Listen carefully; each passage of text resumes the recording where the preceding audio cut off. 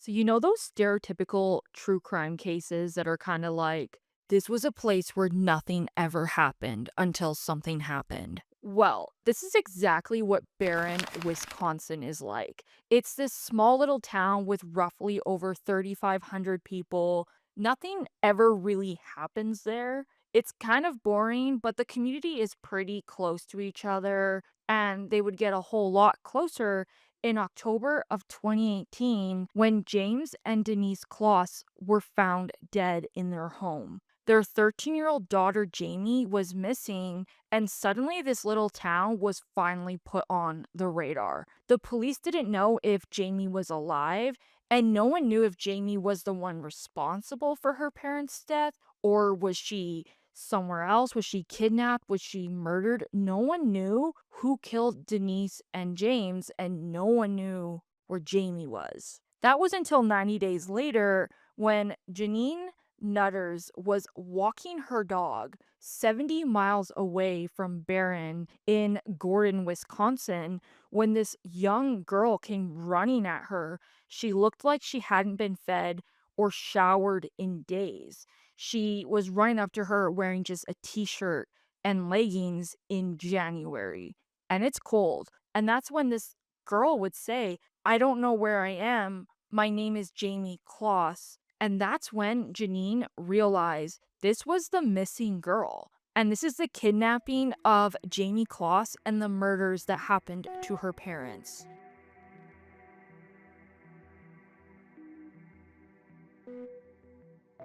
But first, let me introduce you to the decomposing flower. I'm your host, Jen. With me is Kira. In this podcast, we talk about all sorts of things that are true crime adjacent or anything that we find interesting. There are going to be themes surrounding murder and kidnapping. So if that's something that you're not really wanting to listen to, totally get it. Let's kind of talk about who the Kloss family was. The Kloss family was kind of like your average American family.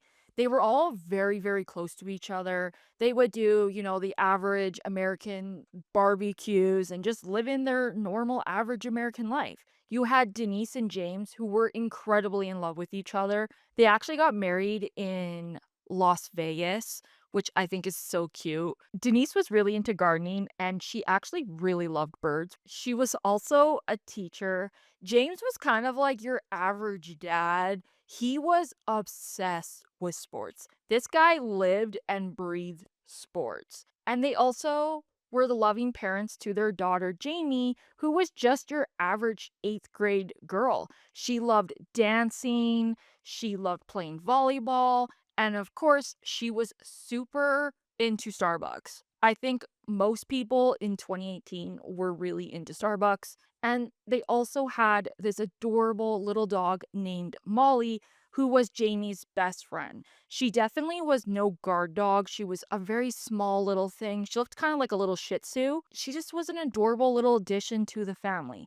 From what I could tell, her parents weren't really wanting the dog, I think, but Jayme really wanted Molly. And so they probably were like, we're going to have to get Molly. But their family was just very average, and that's not a bad thing. It was just a very normal family.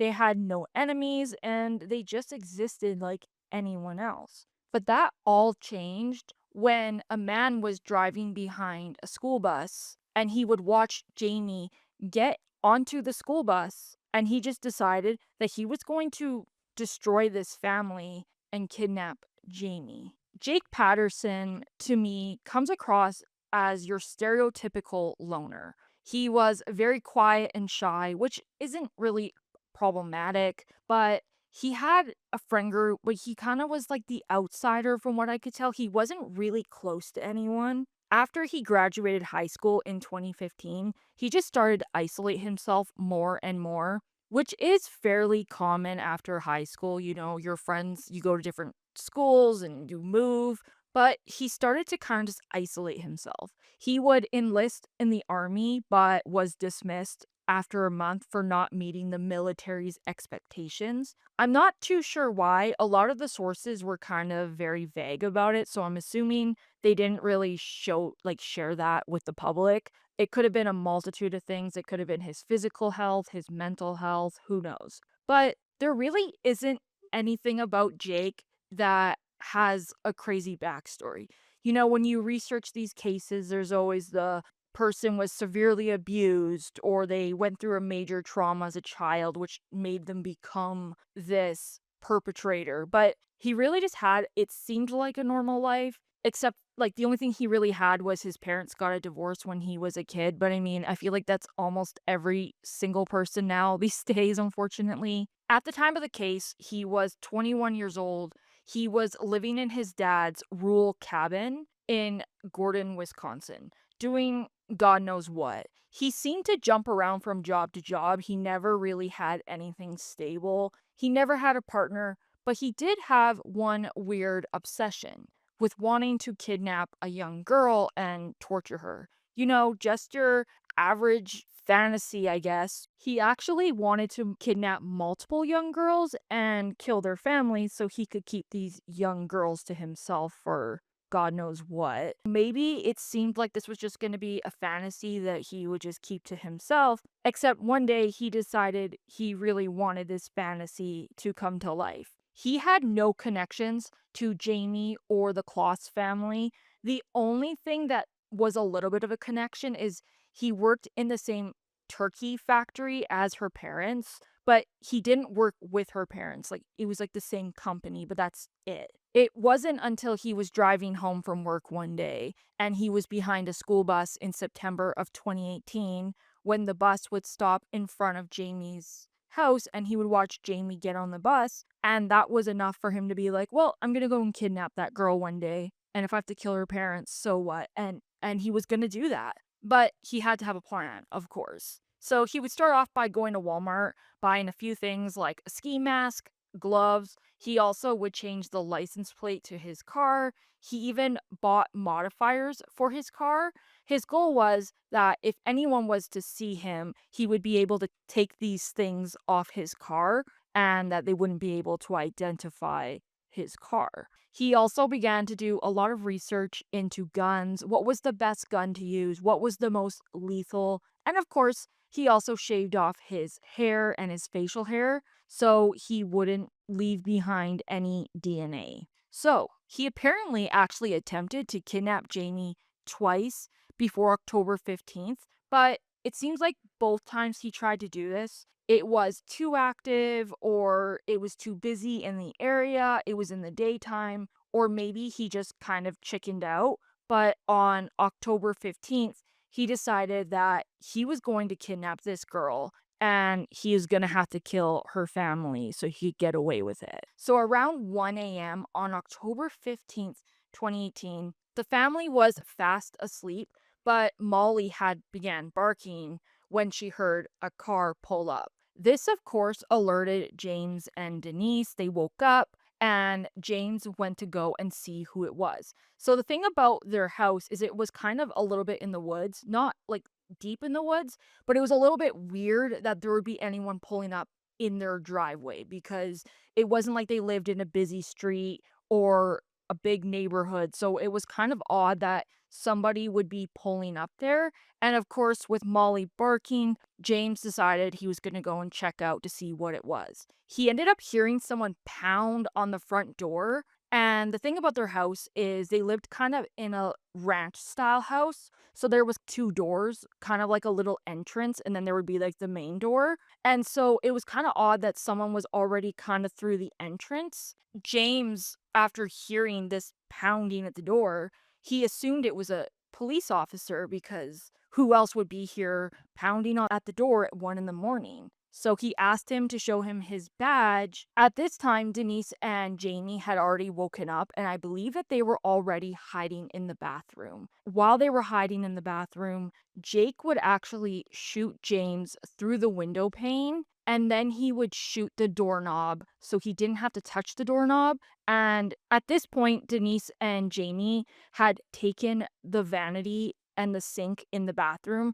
and they used it as kind of to barricade the door of the bathroom. And then Jake started to search the house trying to find Jayme. That's when he actually got to the bathroom and he actually tried opening it, but it wasn't opening. During this time, Denise had already been calling the police after the first gunshot, but while she was on the phone would just go dead. What happened was Jake was able to open that door after barging into it with his shoulder, and he would find Denise and Jayme huddling in the bathtub. And I believe he hung up the phone, although we're not too sure about if he hung it up or if Denise turned it off or what happened. But he would order Denise to duct tape Jamie's mouth, but she wasn't doing it the way he wanted it to. So he would end up duct taping Jamie's mouth and also her wrists and ankles. He would then take his gun and point it at Denise's head, and he would shoot her while not even looking at her. I can't even imagine Jayme in that moment being duct taped, but also seeing your mom be shot in the head in front of you. Like, I can't imagine that. And also not knowing what's going to happen to you. So Jake would then take Jayme back to his car.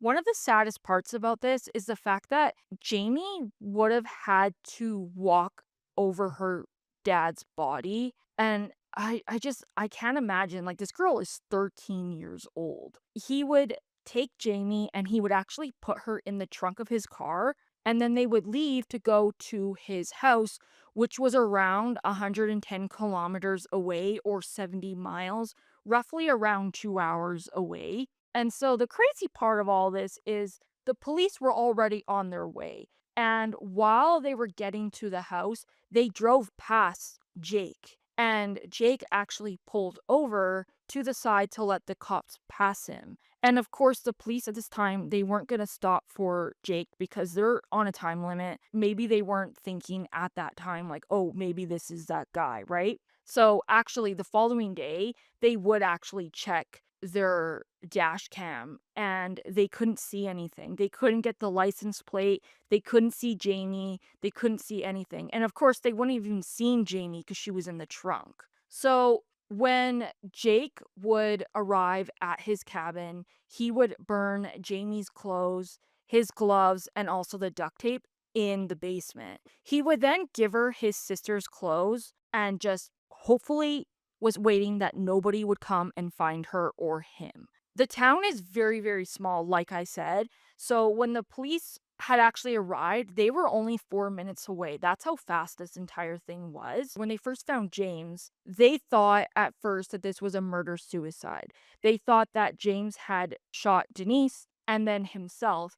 But while they were looking around the house, they noticed photos of Jayme. And so they were looking for her, but they couldn't find her. So they were able to rule out that it wasn't a stereotypical murder suicide for the fact that Jayme was missing, but also the fact that there was no gun. There would have been a gun left beside James or Denise if it was a suicide. So in the very early morning, they would hold a conference and begin to let the community know that Jayme was missing and to look for her. They were organizing search parties. And I also think with a small town like this is something that is going to be affecting you a lot more personally because when you live in a small town, everybody kind of knows each other.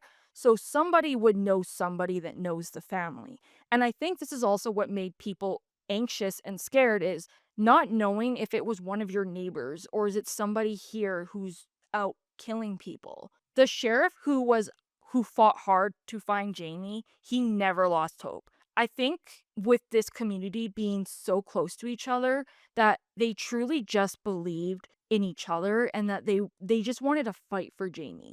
So they would end up making an Amber Alert for Jayme and this case would blow up. You can actually look up Jayme Closs on Google and find old Reddit threads discussing this case before they would find Jayme. Of course, with a case blowing up, there were a lot of theories such as that Jayme had a boyfriend and maybe her boyfriend killed her parents and they went to elope, or maybe Jayme killed her parents because she was mad at them. But the cops really never believed this theory. They really were certain that Jayme was kidnapped or she was taken somewhere to be killed. They didn't know where she was, but they were so certain that this wasn't Jayme who did this. So they would offer a $25,000 award if anyone could find Jayme. And the factory, Jenny O, where her parents worked at, also added an additional $25,000 fund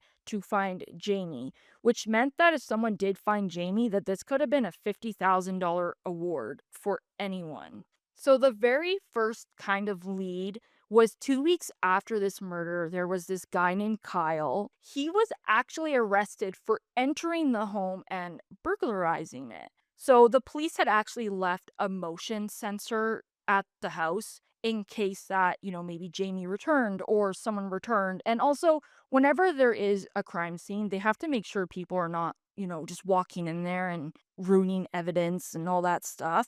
But also, sometimes perpetrators will go back to the murder. They'll go back to where they killed somebody, I guess a way to relive it. And so when they arrived, they would find this guy named Kyle, and he was caught with Jayme's clothes. He had her tank tops and her underwear. And when they asked why he had her clothes, he said he was curious about her size. Mind you, this is a 13-year-old girl and this is a 32-year-old man. Why would you need to know her size? That's so odd. This was not, in fact, the guy, of course. He was just some creep, so they were able to let him go. The entire town was very desperate to find Jayme.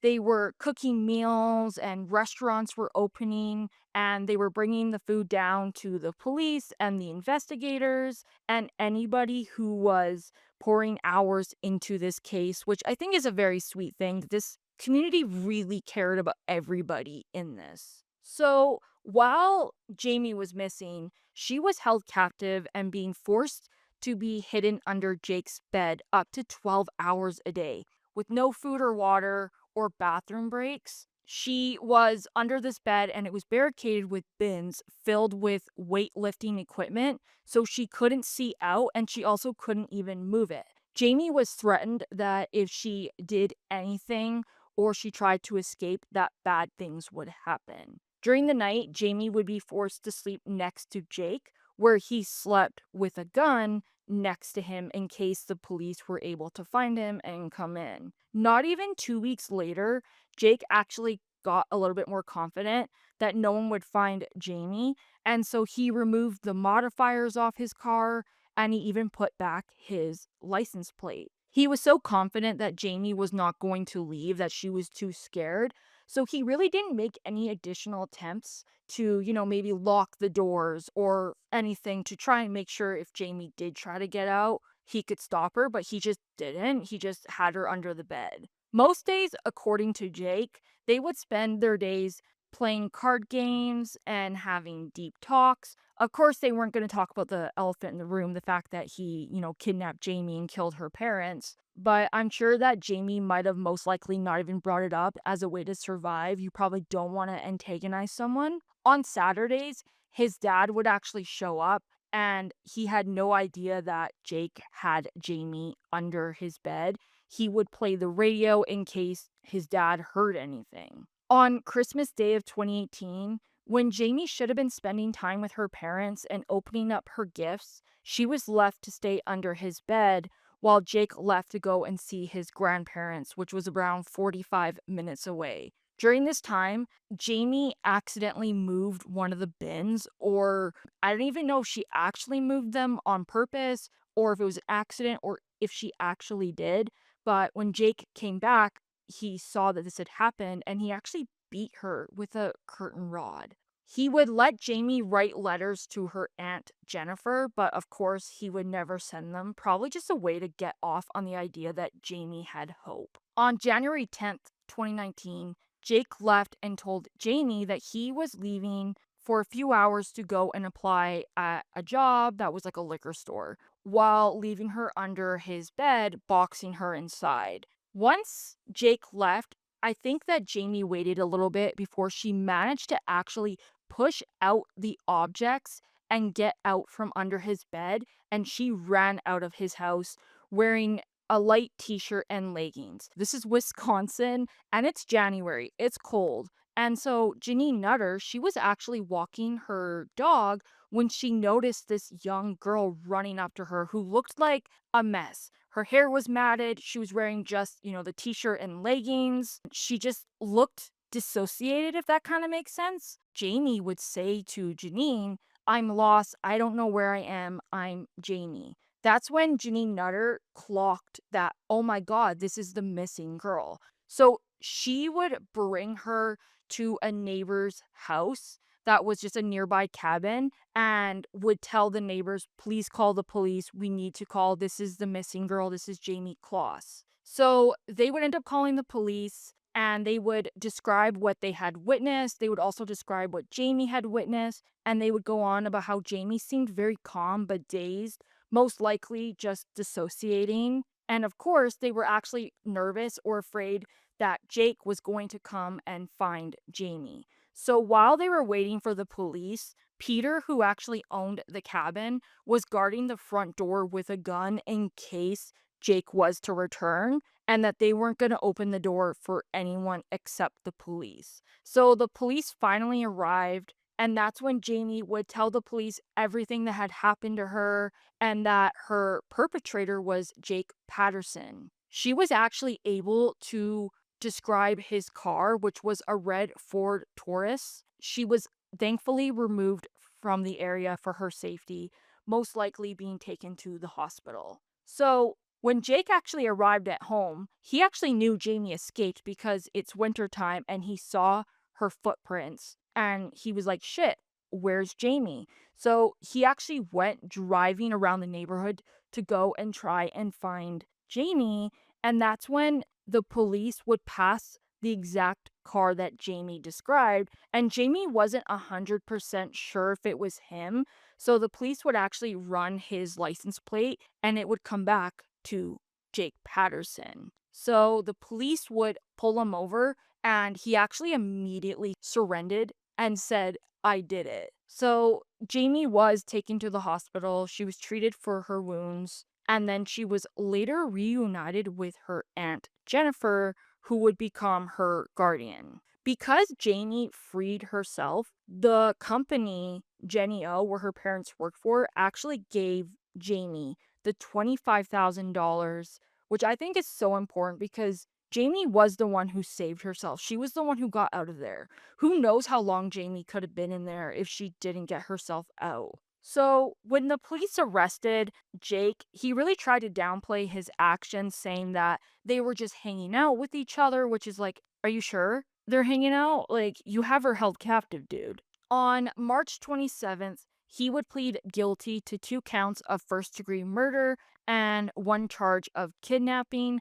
Both the Barron and the Douglas County where Jayme was kidnapped, they didn't pursue any charges at Jake's home because one, they didn't want to question Jayme. They felt like she had already been through enough, and they also believed that they had enough proof to pursue the life sentences. So, Jake was actually sentenced to 2 consecutive life sentences without parole, plus an additional 40 years. While he was sentenced, he actually turned to the camera and said, "Bye, Jayme," which is actually insane. After he was in jail, he actually tried to contact Jayme after a month of being in prison and tried to give some sob story about how he would have taken his life for her parents, which is like, why didn't you do that in the first place? Like, why did you even kill her parents? So obviously the aftermath was very difficult for Jayme. She would go on to say how she had to sleep with an alarm in her house because she's too scared, that she gets anxious doing the average everyday things that most teenage girls do,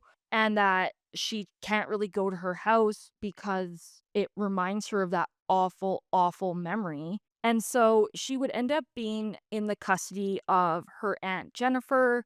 The very first summer without her parents, she would actually spend her time hiking, spending time with her friends, and she would also be reunited with her dog Molly, which I think is so sweet. Molly's the cutest little thing. They had like a picture of Molly where she was wearing a collar that said come home Jayme while she was missing. I think that's so sad and so cute, but at least she did have her little dog back. Jayme used to really love to dance, and according to Jennifer, she actually stopped dancing because of the trauma, but after a few years, she would actually begin dancing again. She did struggle a lot when COVID happened, which was only 2 years later, which I never even thought of this.